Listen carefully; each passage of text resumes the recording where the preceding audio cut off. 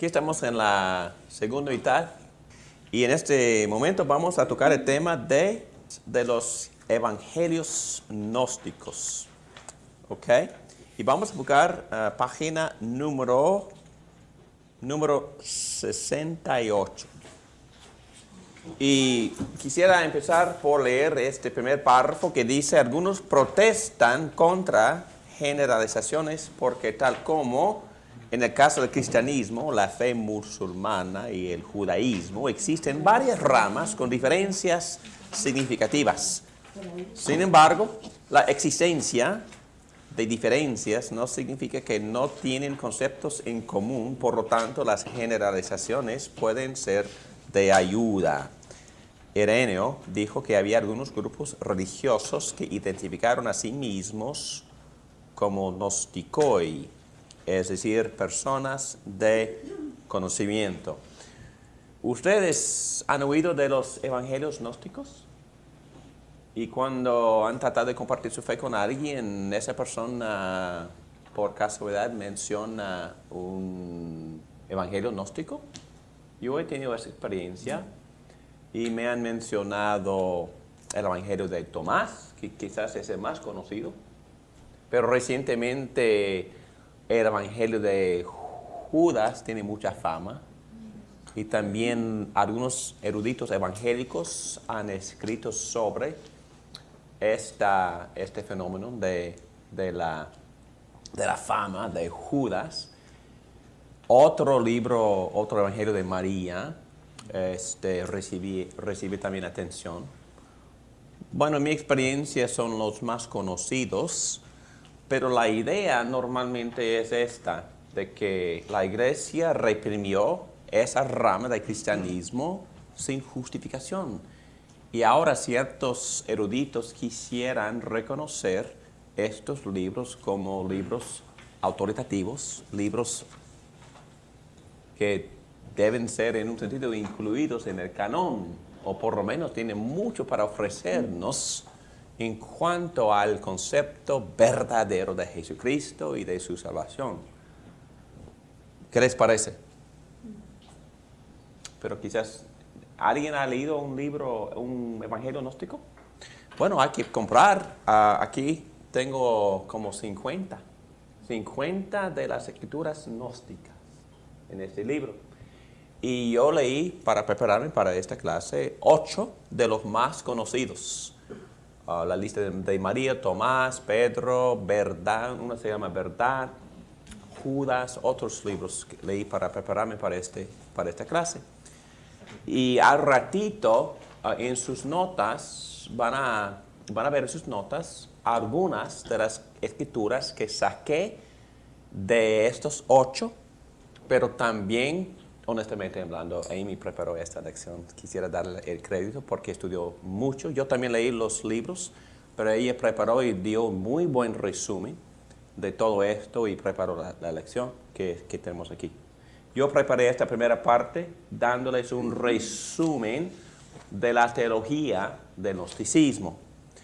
Primero, quisiera empezar con esta presentación de la teología. Y ustedes quizás han oído mucho de estos conceptos en otras clases, porque el gnosticismo tiene mucho en común con Platón. Número 1, el mundo. Dualismo oscuro y profundo. ¿Qué es eso? ¿Qué es dualismo? Que la realidad se divide en bien y mal. ¿Y qué es bien y qué es mal? ¿Qué es mal? El espíritu es de carácter bueno y lo material, por definición, por esencia, es mala. Y eso implica mucho, que si es cierto, ¿qué voy a buscar en mi vida? Experiencias altas, espirituales, y voy a poner muy poco énfasis en cosas materiales, en mi cuerpo. Y el gnosticismo se dividió en 2. Personas que no les importaba nada de la moralidad, porque ¿qué importa? El cuerpo no importa. Yo puedo hacer lo que quiera con mi cuerpo. O otro extremo, asceticismo, esas personas se separan por completo y no participaron en nada de lo material ni en el sexo y tenían dietas estrictas, no participaron en nada. Se excluyeron, se separaron por completo. Entonces, habían dos extremos. Y en mi opinión y en la opinión de algunos eruditos, cuando el apóstol Juan escribió la primera carta de Juan, el problema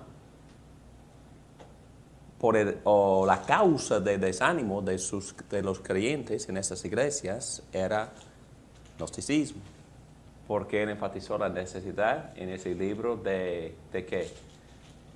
De la encarnación. Y en un gnóstico no le importa, ¿por qué? Porque lo material es corrupto. Es corrupto. Y un ser divino jamás se reduciría a esta sociedad, ¿verdad? De lo material. Pero Juan insistió que solo por el Espíritu Santo puede uno decir que Cristo ha venido en carne. Entonces, diciendo que para poder confesar bíblicamente a Cristo como su Salvador, hay que decir que Jesucristo ha venido en carne.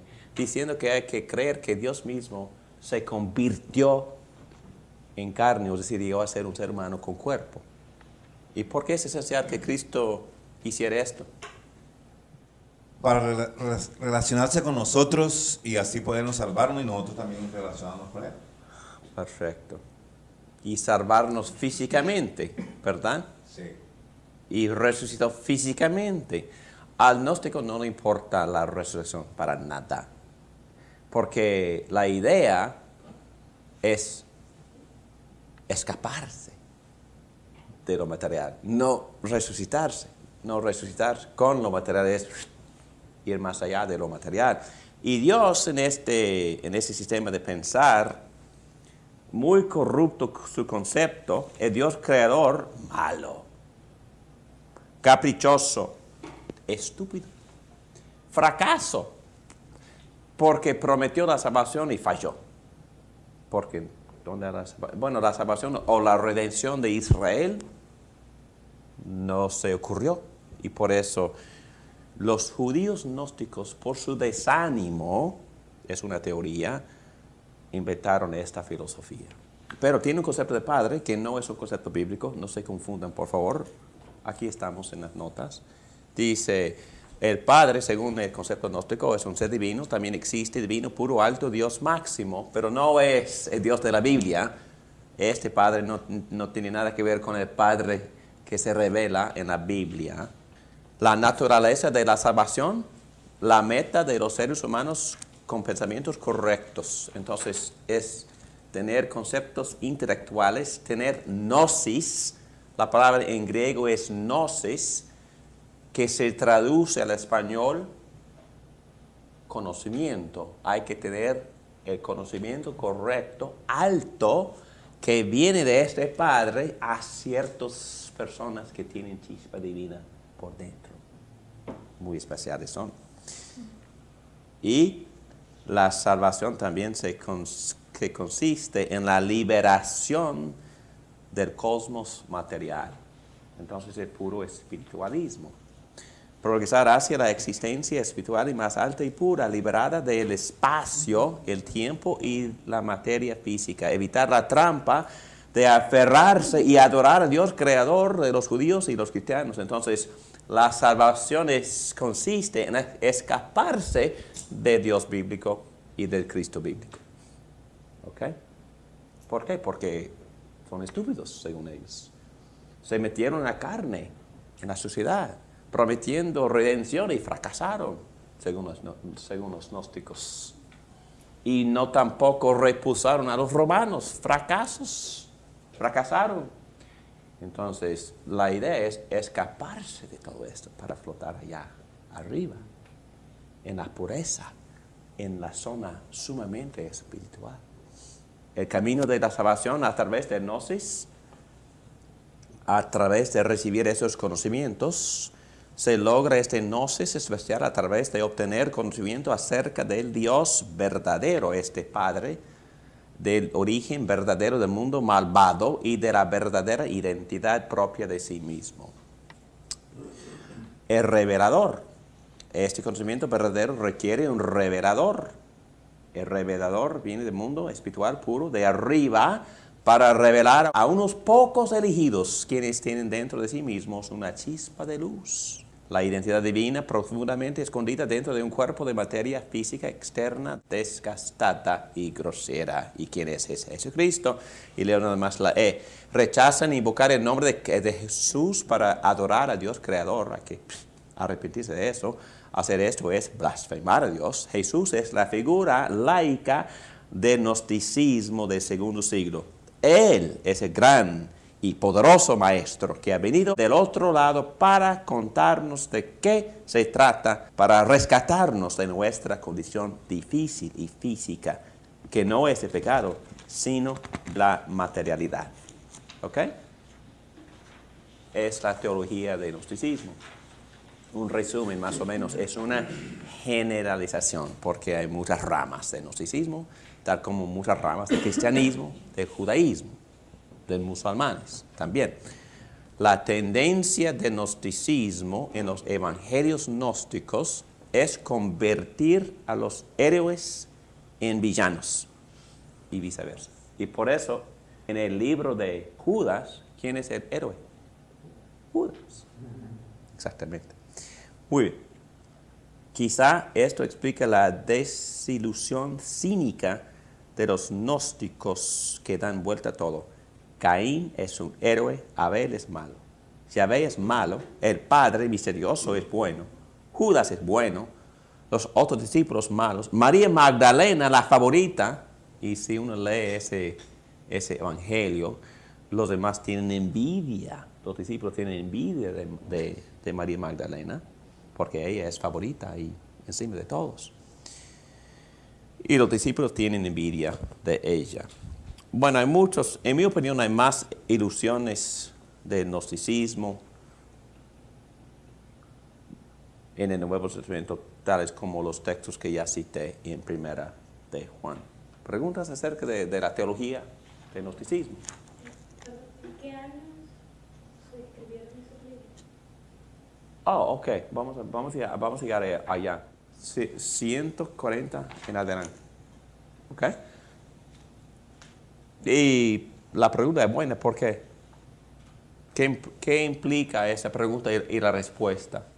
Porque si se escriben con más tiempo, o sea, es increíble, porque entre más cerca esté, o sea, hay más... Exactamente, exactamente. Y si fueron escritos en 140 en adelante, obviamente no caben bajo cuáles criterios.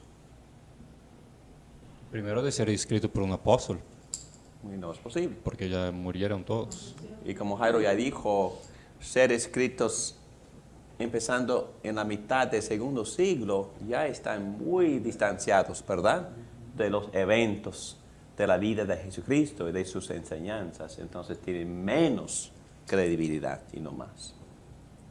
¿Ok? Muy bien. Otras notas.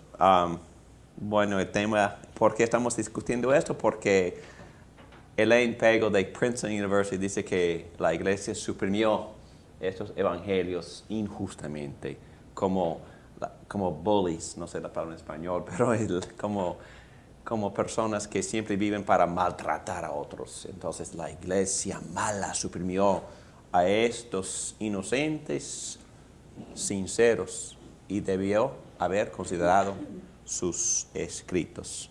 ¿Qué son? Bueno, aquí está una lista de las características de su origen. Aquí dicen, flecha 4, todos tienen elementos gnósticos, pero demuestran la influencia de las diferentes escuelas del gnosticismo, cuya creencia básica es elevar el ser espiritual sobre lo material, más fuerte en algunos que en otros. Los textos tienen fechas entre mediados del siglo II y el siglo III, mucho más tarde que los del primer siglo de Mateo, Marcos, Lucas y Juan. Muy bien, la perspectiva tradicional con respecto a los textos gnósticos. 1, su contenido estuvo en contra de la enseñanza cristiana, y vamos a ver. Y Ireneo dijo, totalmente diferentes de lo que nos habían entregado los apóstoles. El contenido de los gnósticos. Una fecha relativamente tarde sugiere que no fueron históricos. Nunca recibieron una consideración seria, nunca, para ser incluidos en el canon del Nuevo Testamento y fueron descartados mucho antes de que se formalizó el canon. No hubo discusión de gnosticismo en 325 en el Concilio de Nicea. Entonces, ¿por qué es significativo que no fue mencionado? No representaba ningún tipo de preocupación para los líderes de la iglesia. No, jamás.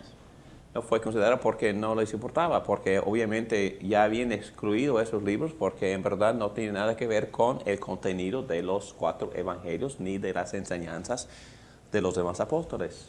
Y entonces nunca tomaron en serio estos libros, nunca jamás. Nunca fueron considerados ni discutidos en ningún concilio. Jamás. La perspectiva moderna, bueno, aquí tenemos la perspectiva popular, en nuestra cultura popular, en el Código Da Vinci. Ustedes ya están muy familiarizados con esa fantasía, ¿no? Que no tiene nada que ver con la historia, nada, absolutamente nada. La perspectiva de los eruditos modernos, tal como Bart Ehrman, la herejía precedía a la ortodoxia en la iglesia cristiana de los primeros siglos, según él. Los textos prueban que se estaban prosperando expresiones no tradicionales del cristianismo que fueron apagados por una iglesia primitiva dominante. El erudito moderno mira la situación difícil de los evangelios gnósticos a través de un lente moderno de intolerancia. Análisis. Tenía una fecha demasiado tarde para una consideración seria, ya hemos dicho eso. La fecha de origen de los textos clarifica que no habrían recibido la estima de los 4 evangelios, ya hemos mencionado eso. Pero es sumamente importante entender que la fecha sí importa mucho. Contenido demasiado excéntrico. No solamente son algunas de las obras dramáticamente diferentes de los evangelios, sino también en algunos casos la enseñanza va directamente en contra de lo que enseñan los evangelios. A pesar de los títulos, no hay lazos aparentes con los apóstoles, ya hemos dicho eso. Los textos gnósticos no lograron un estatus mayor, ya hemos mencionado eso también. El prejuicio del erudito moderno, los eruditos que invirtieron investigación en los documentos de Nag Hammadi, donde encontraron muchos de la literatura gnóstica, después de un descubrimiento en el año 45 del siglo anterior, tuvieron intereses financieros y profesionales en aumentar la importancia de esos textos. Entonces aquí estamos atacando la motivación de estos eruditos. Ejemplo, Elaine Pagel de Princeton University, uno de los eruditos preeminentes de los gnósticos, hizo investigación de los evangelios gnósticos para su doctorado y ha escrito por lo menos 6 libros. Yo tengo algunos de esos libros y los he leído acerca del tema, incluyendo uno en 79 que fue muy exitoso en las ventas. En su deseo de promover estas obras, ella descarta, esta profesora de Princeton, descarta y se burla de la perspectiva de los líderes. Estamos hablando de los patristas, los padres de la iglesia, y ella se burla de sus perspectivas con respecto a los textos. Ustedes recuerdan, ¿verdad?, que ya hemos visto muchas de las opiniones de los padres de la iglesia. ¿Qué fueron sus opiniones en cuanto a los documentos del Nuevo Testamento? Ya hemos tocado este tema varias veces. Los padres de la iglesia, ¿qué opinión tenían ellos acerca de los 27 libros del Nuevo Testamento? Que eran la palabra de Dios, que eran inspirados por Dios. Y ellos mismos cuando escribieron hacían una diferencia entre sus propios comentarios, diciendo que yo no tengo la autoridad de los apóstoles tenían. Lo que yo estoy escribiendo es escritura, solamente lo que los apóstoles. Exactamente. ¿Y cómo evaluarían ustedes estos ataques, estas burlas de esta persona supuestamente erudito de Princeton? ¿Cuál sería el beneficio para los padres apostólicos de hacer lo que hicieron? O sea, ¿por cuál razón? Ella tiene más interés económico en promover sus obras privadas de ella.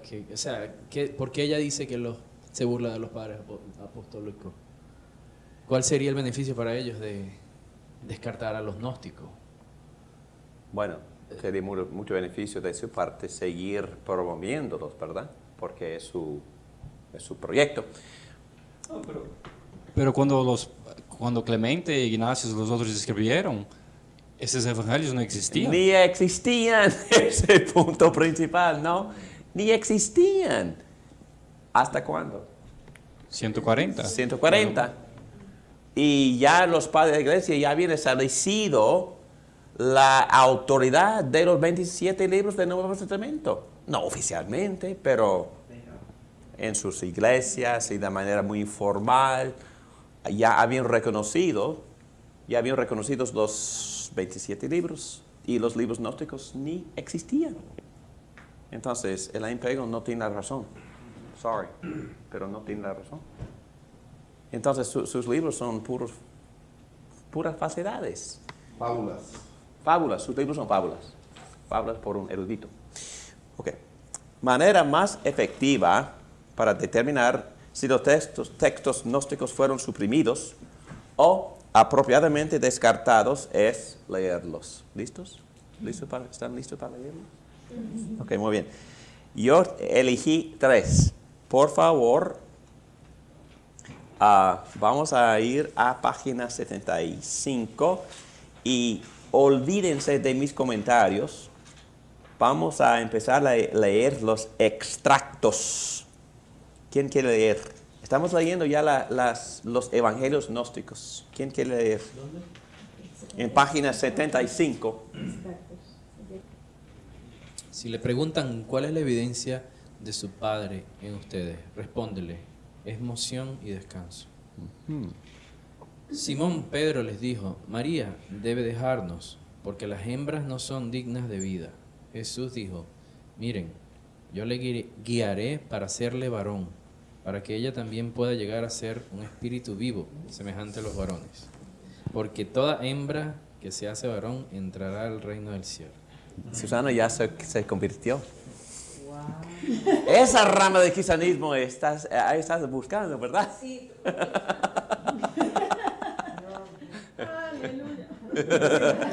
¿Sí, no? Ok. ¿Listos para incluirlos? Perdón, pero ¿listo para incluirlo en el Nuevo Testamento? Nada más, por lo menos este pedacito, ¿no? Ok, sigue. Los discípulos le dijeron, entonces entraremos al reino como bebés. Jesús les dijo, cuando convierten los dos en uno, y cuando hacen lo interno como lo externo, y lo externo como lo interno, y lo de arriba como lo de abajo, y cuando hacen varón y hembra en uno solo, para que el varón no sea varón ni la hembra sea hembra, cuando hacen ojos en lugar de un ojo, una mano en lugar de una mano, entonces entrarán al reino. ¿Listos? Ok. ¿Quisiera que yo predicara sobre este texto el domingo? ¿Sí? Ya ven, ¿verdad? ¿Y qué le dirían ustedes a Elaine Pego? Ellos son. Que se convierte en hombre. Okay. Wow. Ok. Ese es el de Tomás. Sí, de Tomás. El más famoso. Ah, ¿sí? Sí, ese es el más famoso. De Tomás. Tenía miedo al leerlo. Solo puedo leer tranquilo. Ok. Casi no tiene sentido, casi. Yo leí una vez partes del de Pedro, supuestamente decía que la cruz caminaba y hablaba. Sí, sí. No sé si tengo aquí de Pedro. No creo. No. Ok, seguimos. El Evangelio de María. Vamos a leer extractos. Aquí encima de 76, página 76.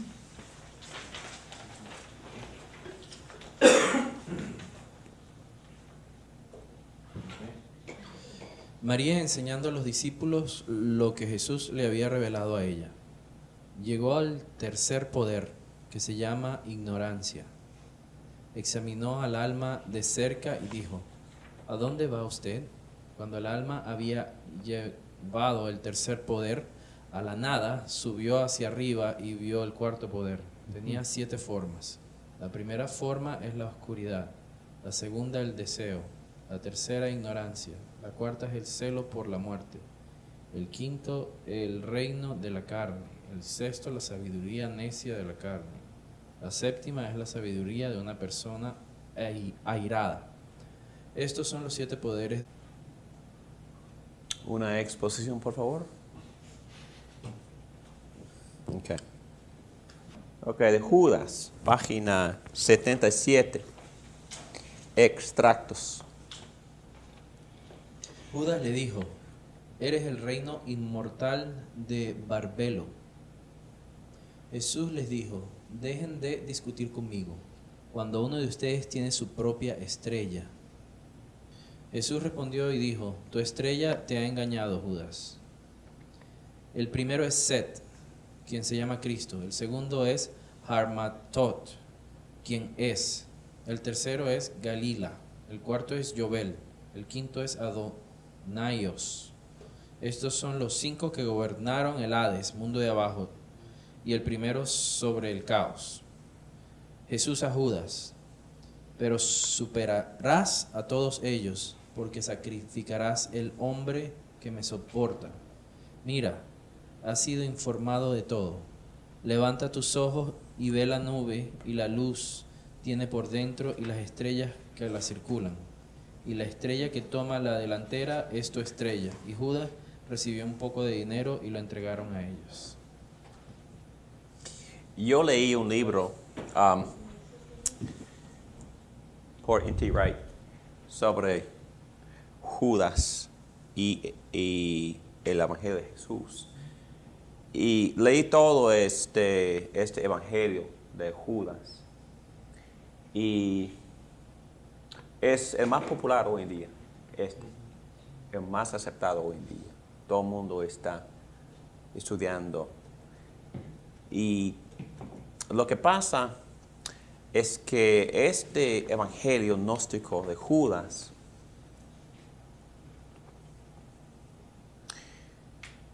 expresa el desánimo de los judíos, porque los judíos quisieron que Jesucristo expulsara a los romanos.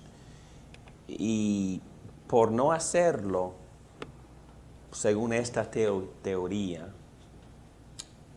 los judíos gnósticos empezaron a inventar otras cosas, rechazando el concepto de Jehová bíblico, rechazándolo, no diciendo que no existiera, sino diciendo que puede ser un Dios, pero un Dios inferior.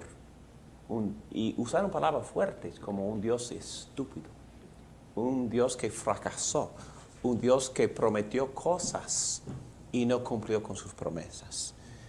Prometió establecer un reino y los judíos se desanimaron mucho porque ese reino no se apareció. Y por eso empezaron a presentar conceptos que fueron el opuesto de lo bíblico. Caín, por ejemplo, héroe. Abel, tonto. Los demás discípulos, tontos. Judas, por ayudarle a Cristo a escaparse, héroe. Y muchas tonterías. como en esos conceptos. Y al fin de cuentas no tiene sentido, entonces es casi imposible entender. Pero hay mucho estudio hoy en día que se ha hecho sobre Judas porque es el más conocido, más popular. Pero, como ya dije, ponen reversas en casi todos los conceptos y valores bíblicos y convierten héroes en villanos y villanos en héroes. Y es por su desánimo y por su tristeza y por su amargura, según esta teoría de N.T. Wright.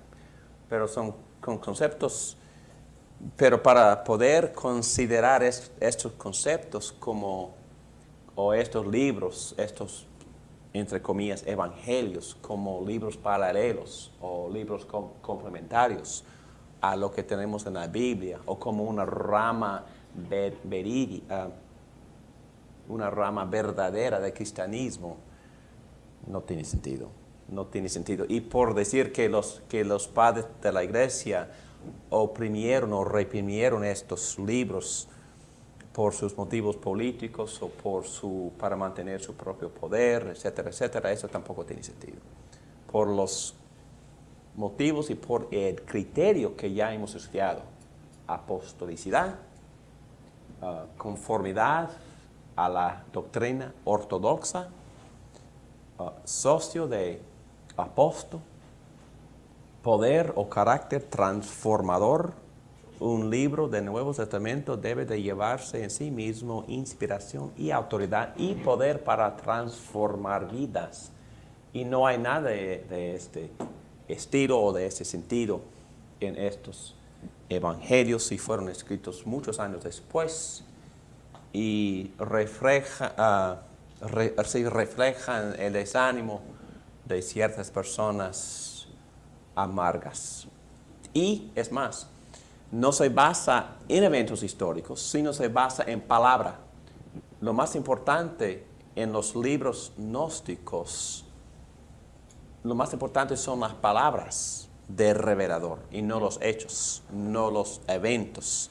Las palabras llevan gnosis místico, y si uno recibe este gnosis y este gnosis hace contacto con la chispa divina dentro de uno, esa persona se eleva.